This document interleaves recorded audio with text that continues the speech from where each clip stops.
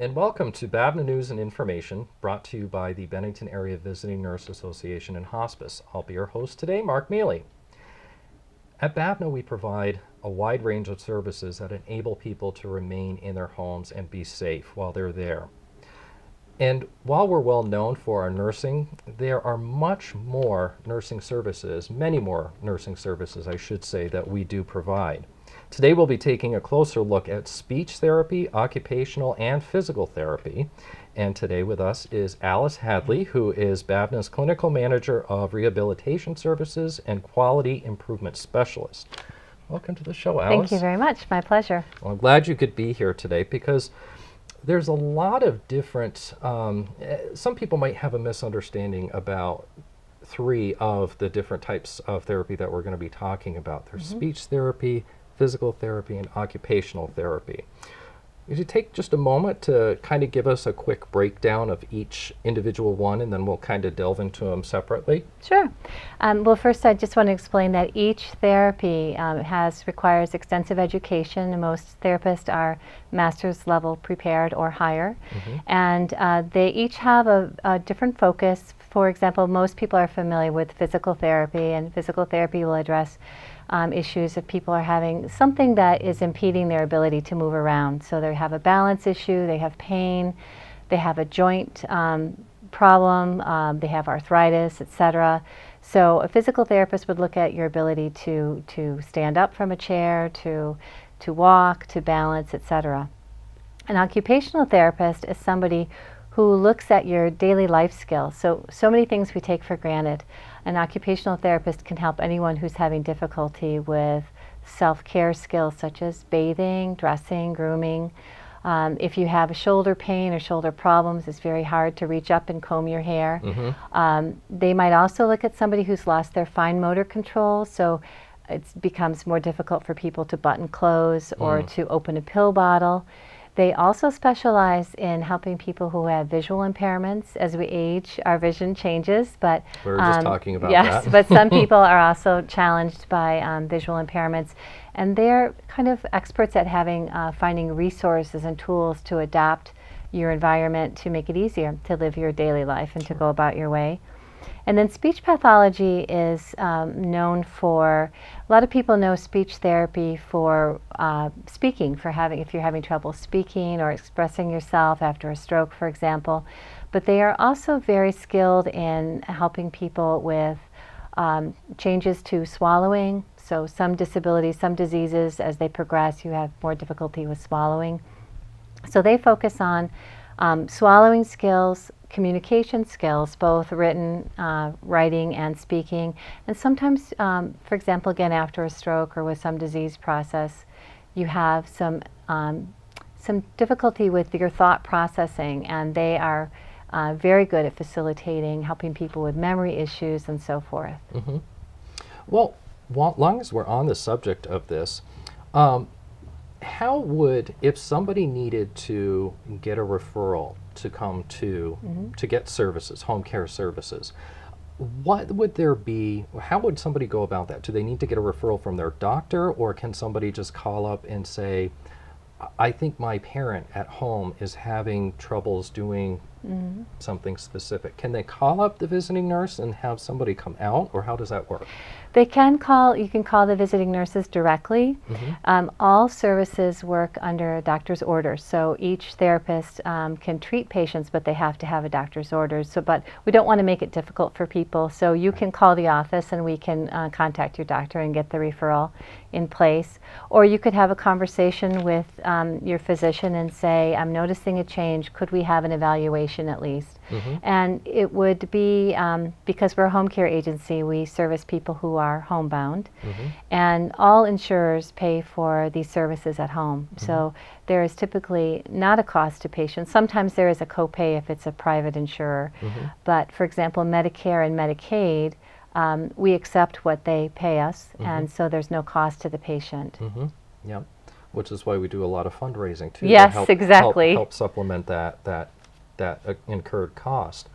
Now, it's interesting also that you say, providing services for patients in their home. Am I correct in assuming that it's wherever they call home, that they could do this, if they're living in a house, in an apartment, Would they also be able to get these services if they were living in a residential living situation?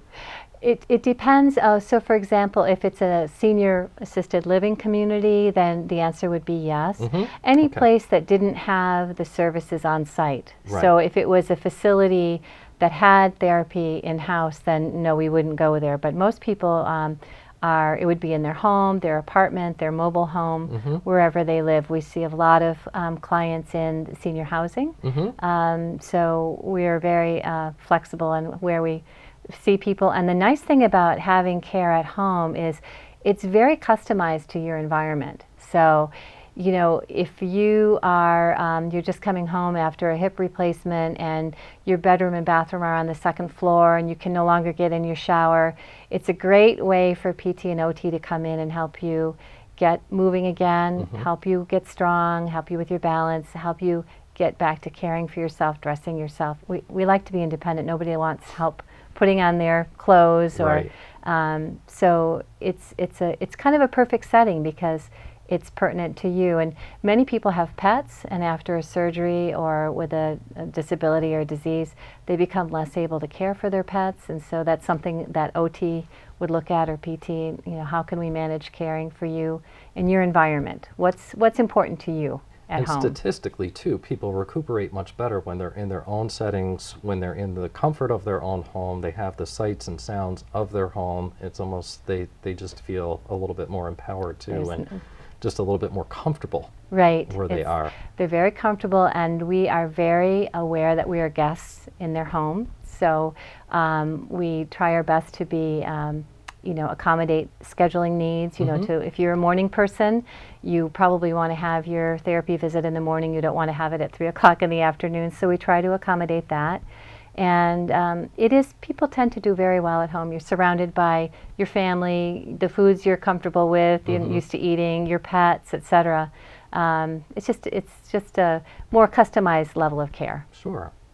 So if somebody were to get a referral for speech therapy, speech and language pathology, what would one expect? What if I were the patient? What would I expect from services from BAVNAH? Okay, so let's think about, let's use the example of a patient with Parkinson's disease. And one of the things that happens with Parkinson's disease as it progresses, people they start to lose the ability to use their facial muscles for expression. So they become less able to smile, to frown. That affects your muscles of eating and swallowing, and eventually it can affect the muscles of producing speech. So the volume of your speech becomes very low. Family members will say, I can barely hear my mom, you know, when she's trying to talk to me.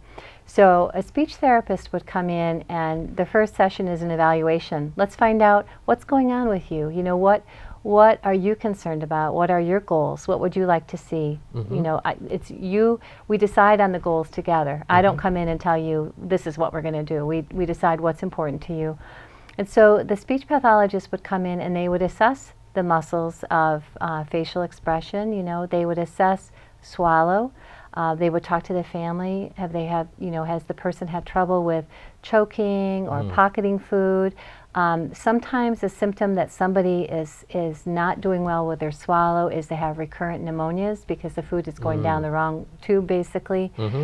So after that evaluation, then it makes it clear to the therapist what are the key issues, and then in talking with the patient, what's the most important thing. You know, so. But certainly being able to swallow healthfully and being able to speak to your loved ones is really very important. Oh, absolutely. So you would probably set up certain goals by certain, you know, say, okay, you know, you've just talked to me and my goal is just being able to communicate again by using voice in my mouth and my tongue. So you would set up a personalized goal for that individual to try and attain based on what I'm saying that I would want for myself. Exactly. And then after that initial visit, then the therapist decides, you know, again with the patient, saying, you know, how often should I come back to visit you? And of course, you know, seeing somebody in the comfort of their home, it's, it's a lot nicer. You can, and then if the speech therapist would need to return around a mealtime maybe to see, let's see how you're doing with your swallow, let me see how you're doing with liquids and solid food. Then they would return, several times a week for sometimes 4 weeks, sometimes longer. So there are some guidelines under, for example, Medicare is our biggest payer, how long we can follow people. And as long as we're demonstrating progress, we're able to continue to care for the patient. Right, right. Well, now what about, we'll talk about physical therapy, because that's kind of, would it be correct to say that's a different area? Would be below the neck? Or right. Well, we try not to delineate the body parts because there's a lot of overlap. So, right. So say we'll use the same patient, for example, somebody who's having a little trouble getting around, or they've become very weak from a pneumonia or a recent hospitalization. Maybe it was a minor surgery that turned into something else. So we often will go in and we address, we'll look at your joint flexibility. Do you have any limitations in how your shoulders move or your hips? We look at your muscle strength. We look at your sensation. Sometimes people who have diabetes lose feeling in their feet and their legs. That can impair their balance. We look at all of these things and then again say, well, how are you? Or can you get up out of a chair? We take that for granted. We can stand up in less than a second. Some people it takes 7 or 8 seconds to get out of a chair, and you can imagine that's tough if you've got to get up more than once a day. So yes. So getting out of a chair, off of a toilet, in and out of the shower, working on balance. A lot of people have lost their stamina. They can walk, but they can only walk about 20 or 30 feet and they're just completely winded. So we work on what we call functional endurance. You need to be able to walk 500 feet to 1,000 feet to go to the doctors, to go to any kind of appointment.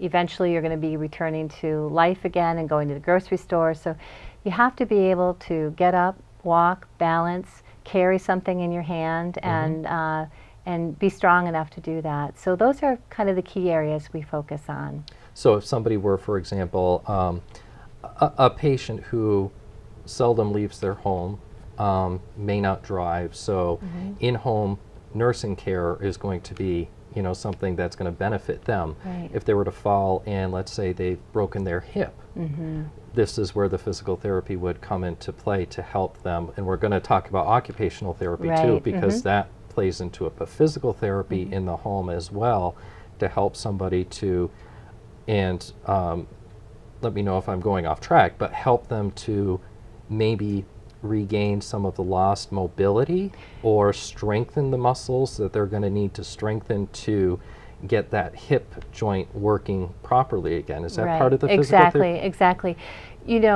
One of the things we look at when we assess patients is what did you used to do? Before this hip fracture or before your, whatever disease or disability you had, before things got bad, like say the last month or so, what were you able to do? Were you driving? Were you gardening? You've had a hip replacement now or a hip fracture. Do you want to be able to get down on your knees in your garden this summer? So, and that's where we talk about what's important to the patient. But the goal is to get you back to your level of independence. That's the goal. So we want to know a picture of you before this happened to you, whatever it is. We want to know the whole picture of you, like I'm not just interested in what your hip joint looks like, but tell me what you do. Are you a hiker? Are you a gardener? Are you a cyclist? Do you get out every week to see your grandkids and you have to go up 2 flights of stairs to get to their house? So that's the kind of stuff we want to know about so we can help you get back to that level of ability, independence. Right. And sometimes people, if they've had a joint replacement, sometimes they're at an age and stage in their life where they're just looking to not be in pain anymore. Exactly. But they want to be able to get up and go shopping if they want to, or they just want to be able to go out to the kitchen to make a meal for themselves, or like you were saying, getting up and off from the bathroom, being able to take a shower, use the restroom, the facilities by themselves. So that that's a goal of theirs too. I'm glad you brought up pain because a lot of older adults, which is much of the population we see, are very stoic and really feel they have to just gut it out and have pain, and that's a big part of occupational therapy and physical therapy is to see, where's the pain coming from? What can we do? What can we do to help you with it? Is not just medication. Sometimes it's positioning, sometimes it's using something like ice with compression. Sometimes you're doing a technique, maybe you're getting out of bed a certain way and it's hurting you. Can we show you a different way to get out of bed? Or can we get you equipment to help you? You know, can we get you a bed bar to make it easier?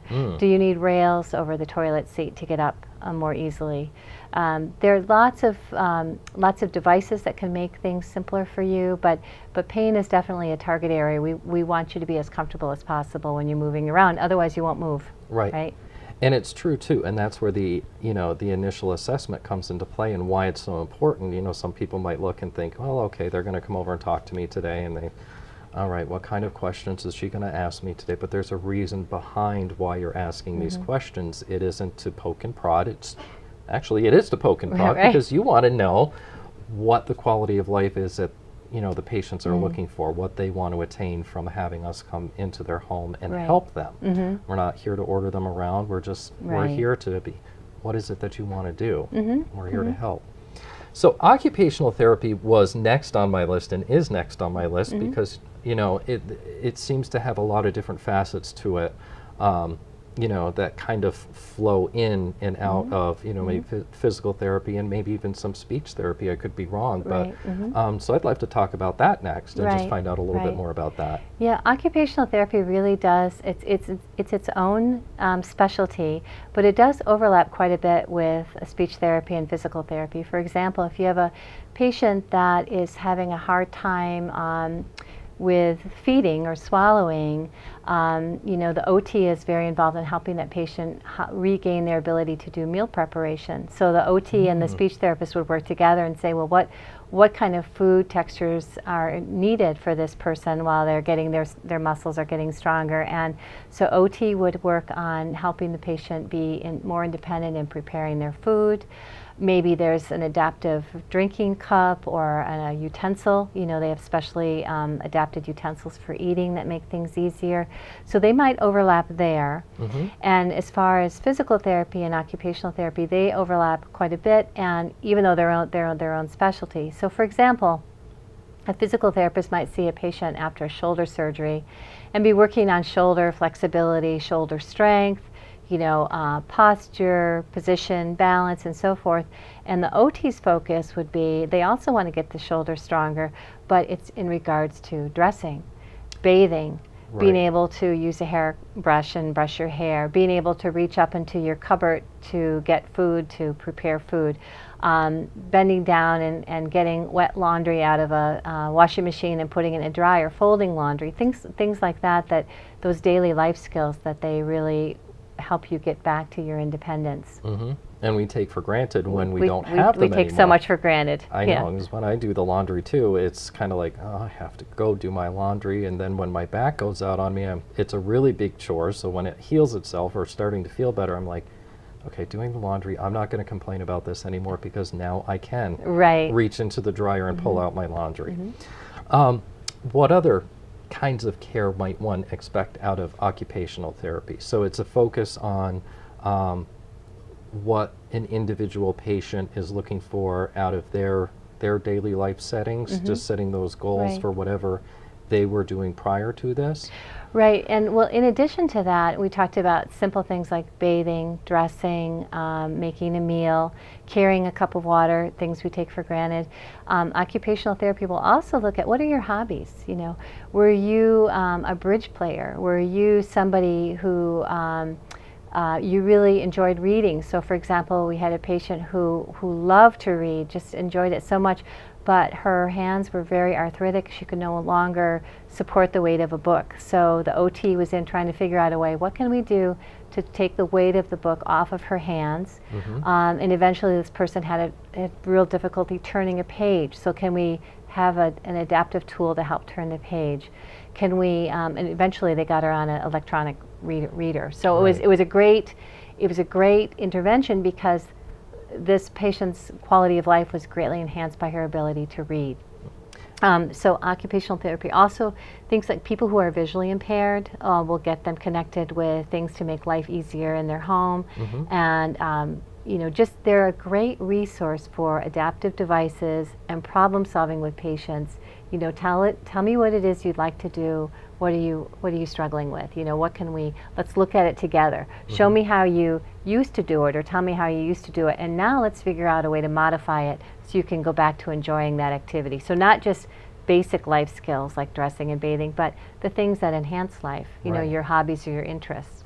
And that's so fascinating too, because at times you can look at it as a nurse coming in to see me, but they have so much knowledge of things that somebody like me, I wouldn't know is even out there. You were saying something before about the handles for, getting yourself up and off from the toilet, or the bars for the showers.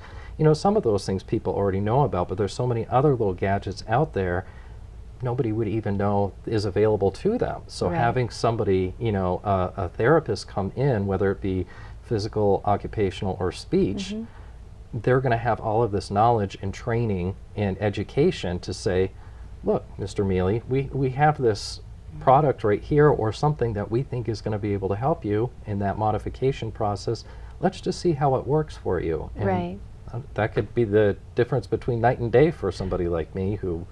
Exactly. Most people don't know about our services until they need them. And when they find out about them, they think they're pretty wonderful and say, how come I never knew about this before? But luckily you've never had any need for us before. But it is a wonderful service to have at home, and we have some pretty wonderful people working for us too. Very compassionate, very, very kind, very smart, and it's a great team. You've got a good crew.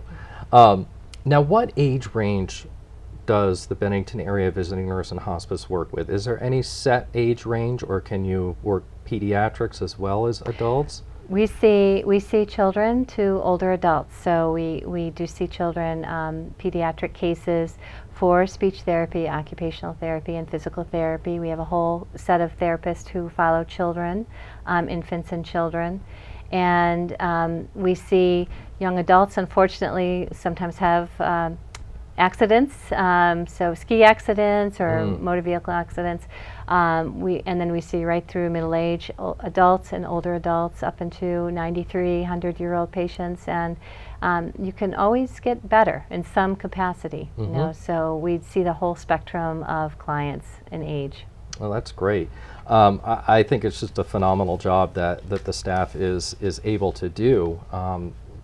Just the level of training and the level of education that's required to be able to go out there, but you also have to have compassion too. And that's a big thing, because a lot of people, if you don't have a little bit of a bedside manner, or if you can't at least go into somebody's house with an open mind, it can make it uncomfortable for the patient who's trying to seek the care. So I think you guys have just a really wonderful crew down there, because they really are focused on patient care and customer service and quality and quality improvement. Right. And we talked about that because we are regulated by the state and federal government, and they set standards for, they are paying for service, and they expect patients to improve, and they expect them to improve in certain categories like bathing, dressing, walking. They expect us to improve, to decrease pain. And so those standards are set by the government, and I'm very pleased to say that we are really top in meeting those standards, and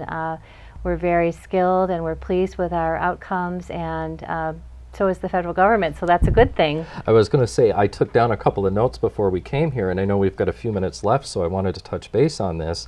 Got something called the Home Health Care CAHPS, the Consumer Assessment of Healthcare Provider Services, which is why they call it the HCAHPS, I believe. So what was Bennington Area VNA and Hospice rating for that? That was a 4 out of 5, is that correct, for this particular one? Well, we're a 4.5-star agency out of 5-star, right. We are the only agency, the first and only agency in Vermont that has a 4.5-star rating from the federal government. And the HCAHPS, which you mentioned, that's actually, those are surveys sent to patients in regards to their satisfaction with our care. So those are things like timeliness of response, did we communicate well with the family? Did we help them understand their medications? And so we have very high ratings in that as well. So they're kind of two separate programs. That's fantastic. And I think I had highlighted here, I had to highlight so much because it was just so interesting that this is landing us in the top 26% of home health care agencies in the country. That's right. But there was something else too, and this is the Centers for Medicare and Medicaid Services. And this is another one where we received a 4.5-star rating for quality of patient care, which is the top 8% nationally. That's right. And it goes on to say that the state averages, which are 3 or 3.5 respectively, we're the first and only agency to receive that 4.5-star rating. That's so right. and that's out of 5. So that's phenomenal. And these studies, this information, if anybody's interested in looking, they can go to cms.gov, which would be the Centers for Medicare and Medicaid Services, or you can go to homehealthcahps.org. And the HCAHPS, that's the one that the patients are. That's right. That's the patient feedback on how we're doing. So that's really good to know that patients are referring to us and are coming to us, and they're that happy with the services that are being provided. That says a lot for not only you as a manager to know that your staff is out there and they're doing their job, but for the staff itself, because sometimes, you know, they're I'm going to say this myself. Sometimes they could be an unsung hero because somebody has come in, they've done this. We do a fun job of, you know, recognizing our staff on a regular basis for going above and beyond, you know, or just making that extra difference in the life of a patient out there who sometimes they could be alone, so they don't have that support from family, or they have support from family, but maybe they're far away. So in the interim, they have this person that's coming in and is just there to help them and, you know, give them the attention that they need at that time in their life. So that's really nice. So for other services that we have at the Bennington Area Visiting Nurse Association and Hospice, you can visit us on the website, which is www.bavnah.org, or for general information, you can call 442-5502. And that way they can connect patients with the appropriate individual that would be able to help them out. And I always say, like us on Facebook, because a lot of the time we are posting things both on our website and on our Facebook page, and, you know, we try and tie things together for special events that we have coming up. So are there anything else that you wanted to add into this? Okay. Well, I thank you very much, folks, for watching. This is another episode of BAVNAH News and Information, and we'll see you again next time.